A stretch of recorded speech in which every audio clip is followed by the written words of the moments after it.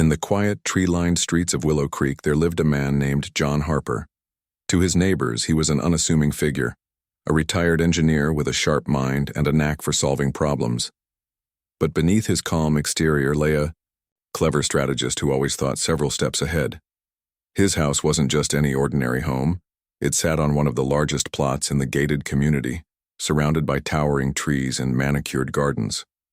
At its entrance stood a grand, iron gate custom-built to match the elegance of his property. What no one knew, however, was that this gate was more than just a barrier.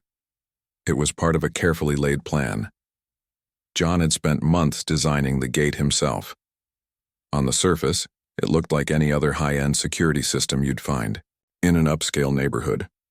It had sleek lines, a keypad for entry codes, and even decorative flurries that blended seamlessly with the aesthetic of the area. But hidden within its structure were layers of advanced technology, biometric scanners, motion detectors, and remote override features. These weren't installed because John feared burglars or unwanted visitors.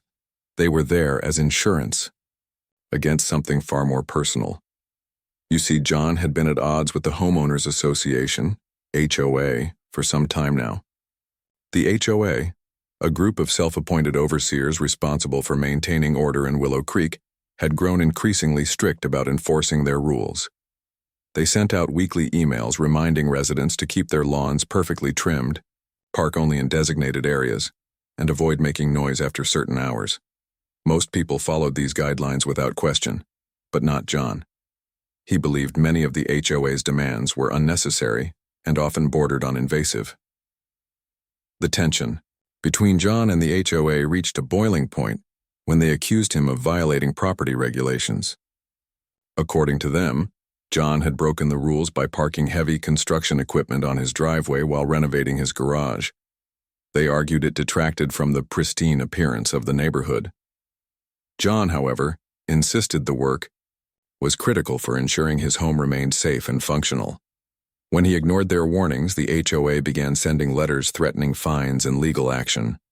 Things escalated further when they claimed he owed unpaid dues from previous years, citing obscure clauses buried deep in the association's charter. Despite the mounting pressure, John refused to back down.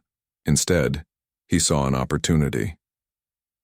Over the years, he'd grown tired of the HOA's overreach and their tendency to micromanage every aspect of life in Willow Creek. So he decided to prepare for the inevitable showdown. That's where the gate came in. While most people assumed it was simply a security feature, John had secretly equipped it with fail-safes designed to expose the HOA's manipulative tactics. If they ever tried to lock him out, or worse, tamper with his property, he would be ready. As he finalized the installation, John couldn't help but feel a sense of satisfaction. He imagined the look on the HOA board members' faces when they realized they'd walked straight into his trap. Of course, he didn't want things to escalate too far. He wasn't out to destroy the neighborhood or cause permanent harm. No, this was about teaching them a lesson, about showing them that power, when wielded recklessly, could easily backfire. And if everything went according to plan, the HOA would soon learn exactly how it felt to be on the receiving end of someone else's control. Little did anyone know the stage was set. The pieces were in place. All John needed now was for the HOA to make their move, and when they did, they would regret underestimating the man behind the gate. John Harper's battle with the Homeowners Association, HOA, wasn't something that happened overnight. It had been simmering for months, quietly building tension until it finally reached a boiling point. At first, the disagreement seemed minor. Things like whether John's lawn was trimmed enough or if his mailbox needed a fresh coat of paint. But as time went on, the HOA's complaints grew more frequent and more personal. They weren't just nitpicking about aesthetics anymore. They were targeting John directly, and he could feel their frustration mounting. The real trouble began when John started renovating his garage. The project was important to him. It wasn't just about fixing up an old space, but ensuring his property remained safe and functional. He hired contractors to help with the work, and large pieces of construction equipment soon appeared on his driveway. Bulldozers, cement mixers, and piles of materials cluttered the area, making it clear that something big was happening. While John saw this as a necessary step, the HOA viewed it as an eyesore. Complaints began flooding in from neighbors who claimed the equipment ruined the pristine appearance of the neighborhood.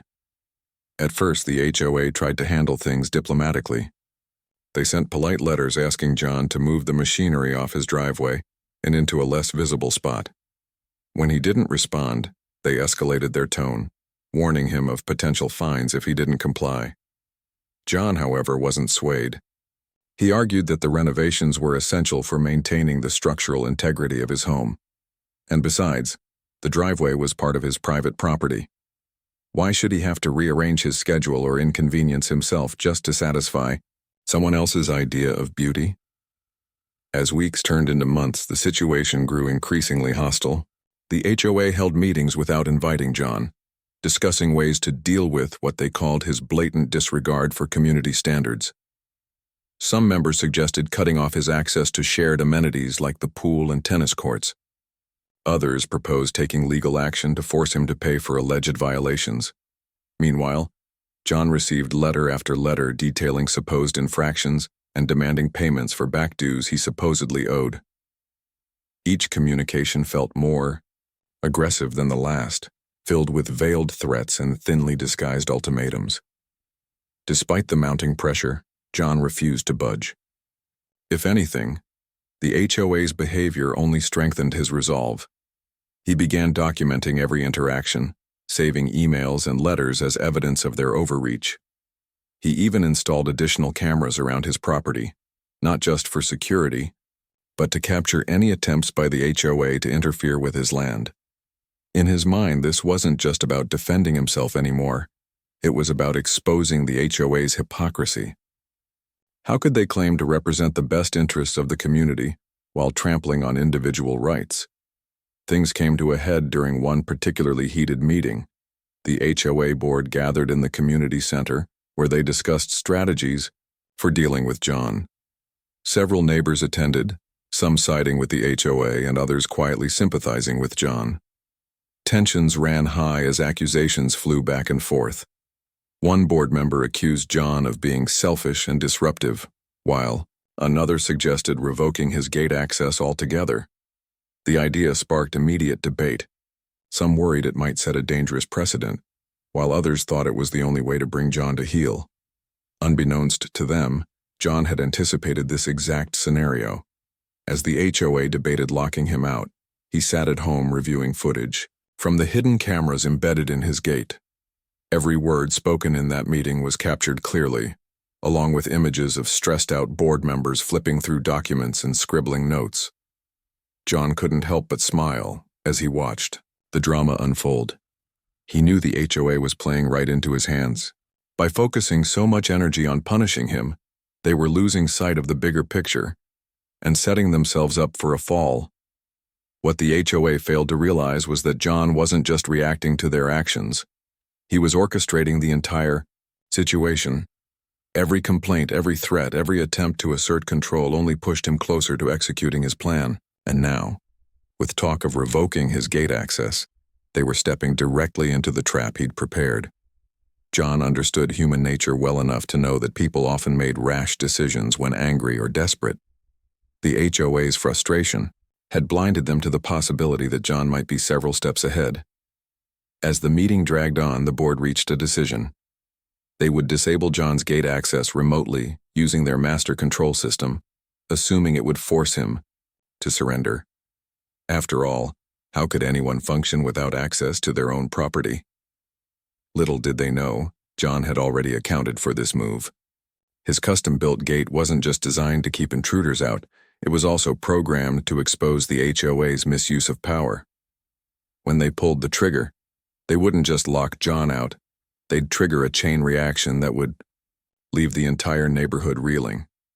For now, though, the HOA believed they had won. Board members exchanged smug smiles as they finalized their plans, confident that John would soon come crawling back to beg for forgiveness. What they didn't realize was that the real game was just beginning, and John Harper was holding all the cards. It was a crisp autumn morning when John Harper returned home after running errands. The air carried the faint scent of fallen leaves, and the sun cast golden rays over Willow Creek's manicured streets. As he approached his property, John noticed something unusual. The gate wasn't opening. He slowed his car to a stop, staring at the imposing iron structure that guarded his driveway. Normally, it would swing open automatically as his vehicle approached, thanks to the sensors he'd installed. But today it remained stubbornly closed. At first, John thought it might be a technical glitch. He rolled down his window and leaned out, pressing the remote control on his key fob again. Nothing happened.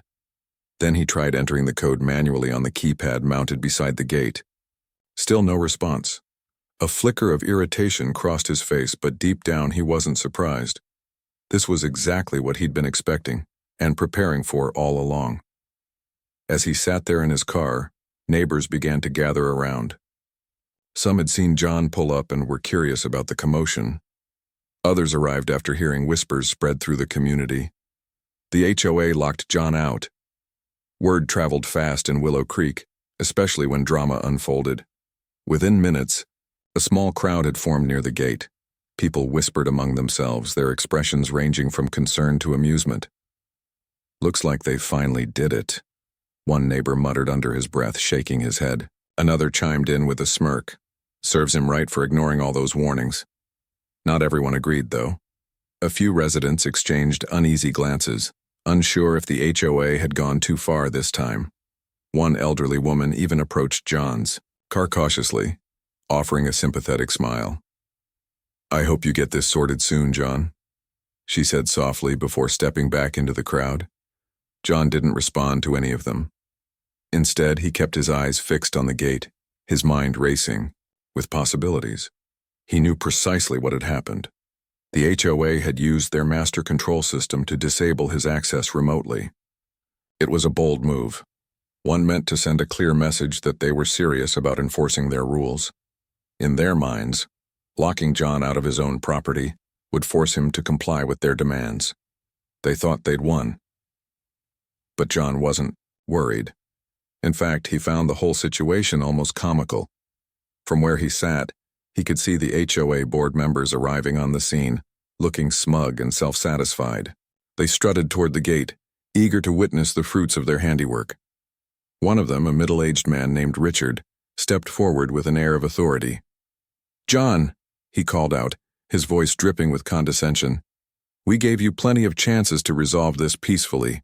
Now you're seeing the consequences of your actions." John didn't respond immediately. He simply leaned back in his seat, crossed his arms, and observed the spectacle unfolding before him. Cameras hidden within the gateposts discreetly recorded every word, every gesture, every reaction. Meanwhile, his phone buzzed quietly in the passenger seat, a notification alerting him that the system had detected unauthorized interference. The moment the HOA tampered with the gate, it triggered a series of pre-programmed protocols designed to expose their overreach.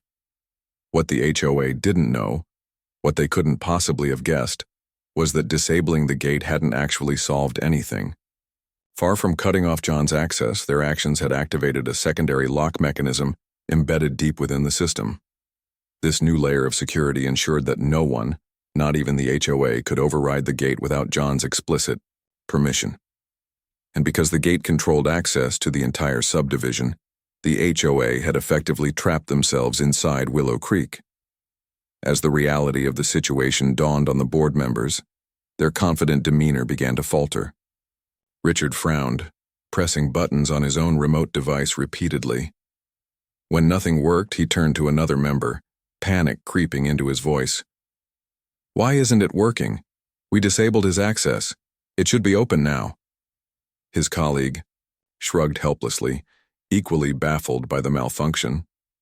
Meanwhile, John allowed himself a small, satisfied smile. This was the moment he'd been waiting for, the point where the HOA realized they were no longer in control. From his vantage point outside the gate, he watched as confusion turned to frustration and then outright panic among the board members.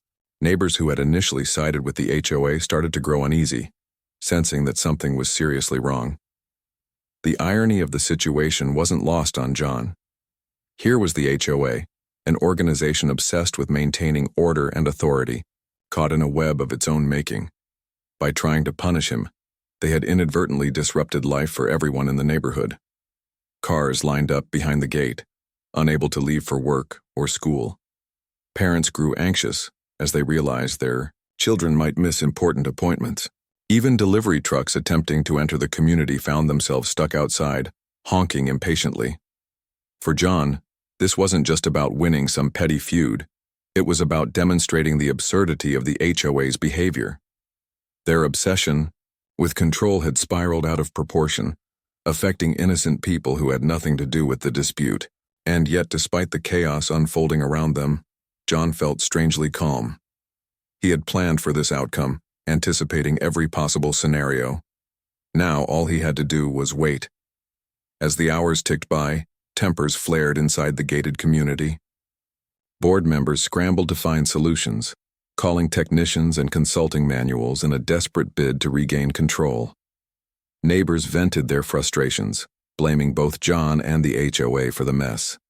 Reporters, alerted by social media posts and tips from disgruntled residents, began arriving on the scene, eager to document the bizarre standoff. Through it all, John remained patient. Sitting calmly in his car, he sipped coffee from a thermos and watched the drama unfold. He knew the HOA would eventually come crawling back, begging for forgiveness, or at least a way to fix the problem. But until then, he was content to let them stew in the consequences of their own actions. After all, sometimes the best revenge is simply letting your opponents dig their own graves. As the hours dragged on, the reality of the situation began to sink in for everyone trapped inside Willow Creek. What started as a tense standoff quickly escalated into full-blown chaos. The HOA's decision to lock John out of his property had backfired spectacularly, leaving dozens of residents stranded and unable to leave their gated community. Cars lined up behind the iron gate, engines idling impatiently, while frustrated, drivers leaned on their horns in vain. Parents paced anxiously, checking their watches as they realized their kids would miss school if something wasn't done soon. Delivery trucks carrying groceries, packages, and even medical supplies sat idle outside the barrier, adding another layer of urgency to the growing crisis. Inside the community, tempers flared. Neighbors who had once stood united against John now turned on the HOA board members, accusing them of incompetence and poor judgment. "This is your fault," one man shouted at Richard, the smug board member who had earlier gloated about locking John out. "You thought you were teaching him a lesson, but look what you've done to all of us," Richard stammered, trying to defend himself, but his excuses fell flat. Even those who had initially supported the HOA's actions were now questioning whether this level of retaliation was justified or even legal. Meanwhile, John Harper remained calm and collected, watching the chaos unfold from his car just outside the gate. He occasionally glanced at his phone, where live feeds from the hidden cameras gave him a front-row seat to the unfolding drama. Every angry conversation, every panicked gesture, every attempt by the HOA to regain control was being recorded in crystal-clear detail. These recordings weren't just for his amusement, they were evidence. John knew that when this was over, he'd have more than enough material to expose the HOA's reckless behavior and hold them accountable. But the real genius of John's plan lay in the secondary lock mechanism he'd activated. When the HOA tried to disable his gate access, they unknowingly triggered a fail-safe protocol embedded deep within the system. This protocol not only locked down the main entrance but also took control of other access points throughout the subdivision. Emergency exits, side gates, and even pedestrian pathways were rendered inaccessible without John's permission. Essentially, the entire neighborhood was sealed off, a virtual fortress with John holding the only key. The HOA scrambled to address the problem, calling in technicians and consulting manuals in a desperate bid to override the system. They assumed it was a simple malfunction or a software bug that could be fixed quickly. But no matter what they tried, resetting controls, rebooting systems, or bypassing circuits, the gate refused to budge. Each failed attempt only deepened their frustration and exposed the cracks in their authority. Board members huddled together, whispering furiously as they debated their next move. Some suggested cutting power to the gate entirely, while others proposed physically dismantling it. But none of these ideas seemed viable, not without causing further disruption or risking damage to the expensive hardware. While the HOA struggled to regain control, life inside Willow Creek ground to a halt. People grew increasingly agitated as the day wore on. A young mother holding her toddler's hand tearfully explained to reporters how she couldn't take her child to a doctor's appointment because of the lockdown. A businessman in a suit paced Bakey. The next morning, the atmosphere in Willow Creek was tense but tinged with a sense of cautious optimism. After John's brief message through the gate's intercom system, the HOA had no choice but to agree to negotiations. It was clear that their attempts to assert dominance over him had spiraled wildly out of control, and now they were desperate for a solution. For the residents trapped inside the community, the prospect of finally resolving the standoff brought a mix of relief and apprehension. They just wanted their lives back to normal. But at what cost? John arrived at the designated meeting spot, a small park near the entrance of the subdivision, calm and composed. He carried a folder filled with documents, screenshots, and video footage captured by his hidden cameras. This wasn't just about proving his point. It was about exposing the truth. As he took a seat at the picnic table, he watched as the HOA board members approached hesitantly.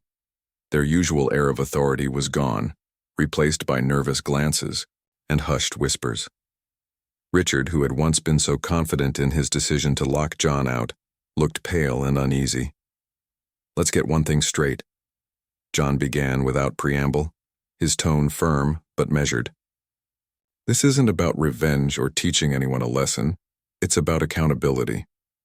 You've abused your power, ignored residents' rights, and created chaos in this community. If you want me to lift the lockdown, you'll need to address these issues head-on." The board members exchanged uncomfortable looks. One of them, a woman named Linda, cleared her throat before speaking. "We understand there may have been misunderstandings," she said carefully, choosing her words to avoid admitting fault. "But surely we can find a way to move forward. What exactly do you want from us?" John leaned back in his chair, studying them closely. He knew this moment was critical. If he pushed too hard, they might dig in their heels and refuse to cooperate. But if he played his cards right, he could force real change within the HOA. Opening the folder, he slid a document across the table. "This is a list of reforms I expect you to implement," he explained. "First, transparency. Every decision made by the board must be documented and shared with residents. No more secret meetings or vague emails citing obscure clauses. Second, fairness. Rules should apply equally to everyone, not selectively enforced based on personal vendettas. And third, oversight. Residents deserve a voice in how the HOA operates, starting with regular town hall meetings where people can raise concerns." The board members scanned the document, their expressions ranging from disbelief to irritation. Some muttered under their breath, questioning whether John had any legal standing to demand such changes. Others seemed resigned, recognizing that they had little leverage in the situation. Richard, however, couldn't contain his frustration. "You're holding an entire neighborhood hostage over some petty disagreement," he snapped. "Do you really think this is fair?" John raised an eyebrow, his calm demeanor unshaken. "Fair? That's rich coming from you," he replied evenly. "You locked me out of my own property without cause, disrupted the lives of dozens of families, and violated privacy laws by tampering with private property. Don't talk to me about fairness." He paused, letting his words sink in before continuing. "Here's the deal. Either you agree to these reforms or I keep the gates locked indefinitely. Your call." The threat hung heavy in the air. The HOA members glanced at each other, weighing their options. They knew John wasn't bluffing. He had already proven that he was several steps ahead of them. Reluctantly, they nodded in agreement, though their body language betrayed their reluctance. "Fine," Richard muttered, his voice tight with anger. "We'll make the changes. Just open the gates." John smiled faintly, satisfied but not triumphant. "Good. But remember, this isn't just about me. It's about ensuring that something like this never happens again. If I see even a hint of misconduct, I won't hesitate to take action. With that, he stood up, gathered his folder, and walked away, leaving the board members to process the gravity of what had just transpired. Within hours, the gates swung open, and life in Willow Creek slowly returned to normal. Cars streamed out of the subdivision, parents rushed their kids to school, and delivery trucks resumed their routes. To an outsider, it might have seemed like everything was back to the way it was before. But beneath the surface, things had changed. The HOA's reputation was tarnished, and residents were more vocal than ever about demanding accountability. For John, the victory felt bittersweet. He hadn't set out to become a neighborhood hero or spark a rebellion against the HOA. All he'd wanted was to protect his rights and expose the flaws in a system that prioritized control over fairness. Still, as he drove through the now open gate and onto his property, he allowed himself a moment of quiet pride. Sometimes, standing up for what's right means taking risks, and in this case, those risks had paid off. But the story didn't end there. While the immediate crisis was resolved, its ripple effects would be felt for months to come. The HOA's promise to reform was only the beginning. Enforcing those changes would require vigilance and cooperation from everyone in Willow Creek. And as for John, he knew better than to trust empty promises. He kept his cameras running, his systems updated, and his evidence ready, just in case the HOA forgot the lessons they'd learned. The days following the standoff in Willow Creek were a whirlwind of emotions and activity. The HOA, now humbled and under intense scrutiny, scrambled to implement the reforms John had demanded. But change doesn't come easily, especially when it involves admitting mistakes and relinquishing control. For the residents, this period was both hopeful and uncertain. They had witnessed firsthand how fragile their sense of security could be, and many began questioning whether the HOA truly represented their best interests, or if it was simply another layer of bureaucracy that needed dismantling altogether. John Harper became an unlikely figurehead during this time. While he never sought attention or praise, his actions had sparked something bigger than anyone anticipated. Neighbors, who once dismissed him as a stubborn troublemaker, now saw him as a symbol of resistance against unchecked authority. Some even approached him directly to thank him for standing up to the HOA. "You did what none of us had the courage to do," one woman told him as she passed by his driveway. John nodded politely but didn't engage much beyond that. He wasn't interested in becoming the face of a movement. He just wanted fairness. And he'd achieved that, at least on paper. Behind closed doors, however, tension simmered. The HOA board members weren't happy about being forced into compliance. Richard, in particular, seethed with resentment.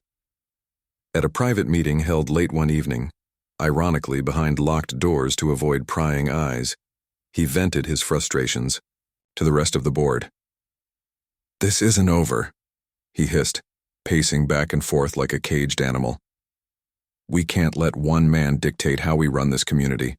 Once things settle down, we'll find a way to take back control." His words sent a ripple of unease through the room. Some board members agreed, nodding grimly, while others shifted uncomfortably in their seats. Linda, who had reluctantly signed off on the reforms, spoke up hesitantly. "Richard, we can't go back to the way things were. People are watching us now. If we try anything sneaky, they'll turn on us. And not just John. The whole neighborhood will revolt." Her voice carried a note of warning, but Richard dismissed her concerns with a wave of his hand. "We'll play nice for now," he said firmly. "But mark my words, there's more than one way to deal with someone like John Harper. He thinks he's untouchable because of his fancy gadgets and evidence. Fine. Let him keep thinking that. But sooner or later, we'll find a loophole, a way to remind him who really runs this place." Meanwhile, outside the confines of secret meetings, life in Willow Creek slowly returned to its usual rhythm. Children played in cul-de-sacs, gardeners tended to lawns, and cars flowed freely in and out of the gates. Yet beneath the surface, calm, subtle shifts were taking place. Residents began organizing informal gatherings to discuss ways to hold the HOA accountable. A group of neighbors formed a committee dedicated to monitoring board decisions and ensuring transparency. Even those who had initially sided with the HOA found themselves questioning its motives after seeing the chaos it had caused. John kept tabs on everything from afar. His cameras continued recording every move made by the HOA, capturing moments of tension and whispered conversations among board members. He knew better than to trust their promises outright. Experience had taught him that people rarely changed unless pressured, and sometimes not even then. So he stayed vigilant, ready to act if necessary.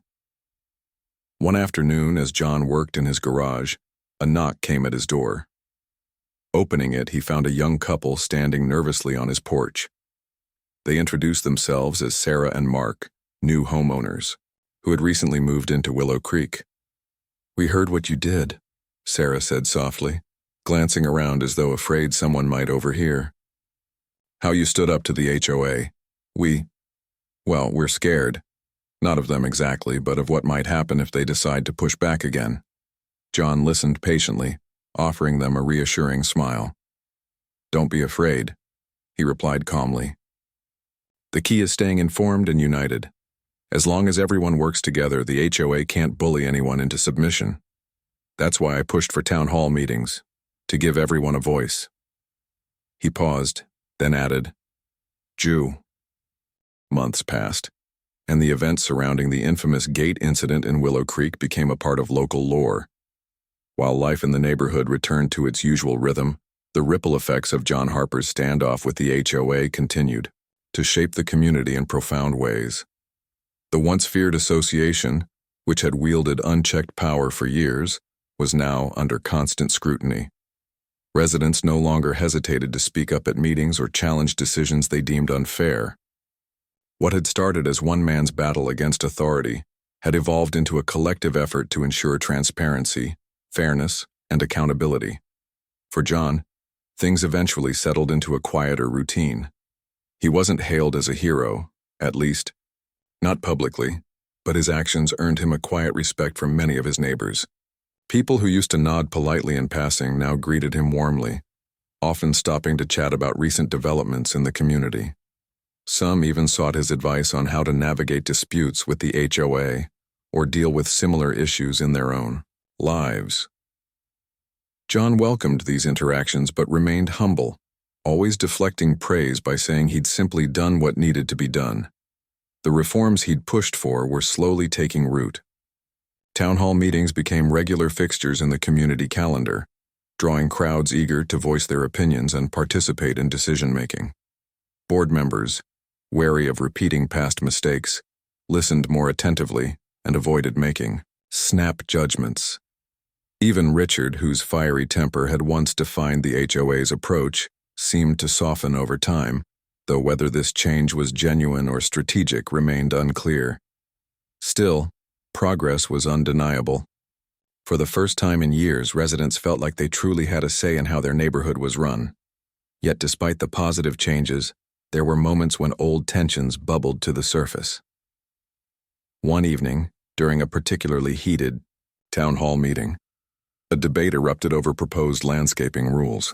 A group of newer residents argued that the guidelines were too restrictive, while others insisted they were necessary to maintain property values. Voices rose, tempers flared, and it seemed as though the fragile peace might unravel. But then, someone stood up, a woman named Sarah, and reminded everyone of the lessons learned during the gate incident. "We've come so far," she said firmly, her voice cutting through the noise. "We can't let disagreements divide us again. Remember what happened when we allowed fear and control to take over? Let's focus on finding solutions, not assigning blame." Her words struck a chord, and the room fell silent. Slowly, the discussion shifted toward compromise rather than conflict. It was a small victory, but it underscored just how much the community had grown since those chaotic days. As for John, he took pride in seeing these transformations unfold. Though he preferred to stay out of the spotlight, he couldn't help but feel a sense of accomplishment whenever he saw neighbors working together to solve problems. His custom-built gate still stood proudly at the entrance of his driveway, a testament to ingenuity and resilience. Occasionally, curious visitors would stop by to ask about it, marveling at its complexity and wondering aloud if it could really lock down an entire subdivision. John would smile knowingly and offer vague answers, leaving them to draw their own conclusions. Over time, stories of the Great Willow Creek standoff spread beyond the neighborhood. Local newspapers ran features on the incident, dubbing John the man who outsmarted the HOA. Online forums buzzed with discussions about his tactics, with some praising his cleverness and others debating the ethics of using technology to counter authority. Regardless of differing opinions, one thing was certain. John's story resonated deeply with anyone who had ever felt powerless against bureaucratic overreach. But perhaps the most lasting impact of the ordeal was the shift in mindset it inspired. In Willow Creek, people began to see themselves not as passive participants in their community, but as active guardians of its future. Committees formed to address everything from environmental sustainability to recreational activities, fostering a spirit of collaboration that hadn't existed before. Neighbors grew closer, sharing resources, ideas, and support in ways that strengthened the fabric of the neighborhood. John occasionally reflected on how drastically his life, and the lives of those around him, had changed because of that single act of defiance. He hadn't set out to spark a revolution or rewrite the rules of engagement between homeowners and their associations. All he'd wanted was to protect his rights and expose hypocrisy. Yet, in doing so, he had planted seeds of change that continued to grow long after the initial storm had passed. One crisp autumn morning, nearly a year after the standoff, John sat on his porch sipping coffee and watching the sun rise over Willow Creek. The air carried the same scent of fallen leaves that had filled the neighborhood on the day the gates locked shut. As he gazed at the quiet streets lined with houses, he felt a deep sense of satisfaction. The community wasn't perfect, it never would be. But it was better, stronger, more united. And as for the legend of the man who turned the tables on, the HOA, it lived on, whispered among newcomers and recounted with fondness by longtime residents. In Willow Creek, the tale served as both a cautionary reminder and an inspiring example, proof that sometimes standing up for what's right, even against overwhelming odds, can lead to something extraordinary.